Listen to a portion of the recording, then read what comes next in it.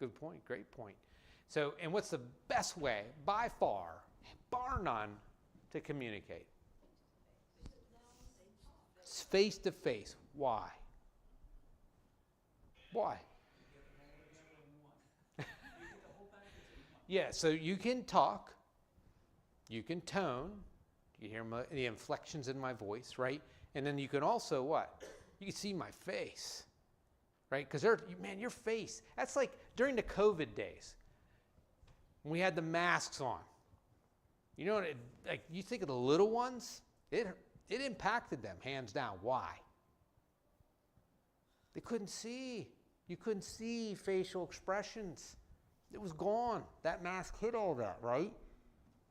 It is vital. Yeah. Probably did not watch The Lone Ranger. That's probably true, yeah.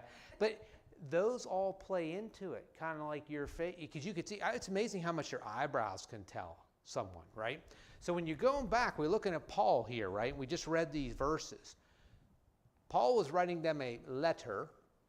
However, he went above and beyond that, right? Because you guys were talking, I think, Pat, you mentioned like newspaper, something like that, email. He also ensured that he sent individuals to them. Now, Paul did not go at all, I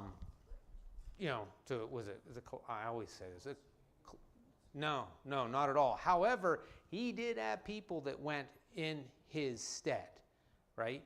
Because he wanted to ensure that the message was getting there, and I would even say even emphasize, like beyond that, right? Or he wants to make sure that, someone else is there giving the message and then being able to kind of feed back to see, are they receiving it? You actually sent Onesimus, who was from him, was one of them. Even better, right? Or he wasn't sending someone that's an outsider, right? Because it tends to be, if you're from an area, you tend to kind of want to, you can relate in a way that if you were an outsider may not be able to, right? Or the people there as well. That definitely would have an impact on how something was going to be perceived or not. So as we continue on here, Shirley, do you fill up? How about Colossians chapter 4, 10 and 11? Colossians 4, 10 and 11.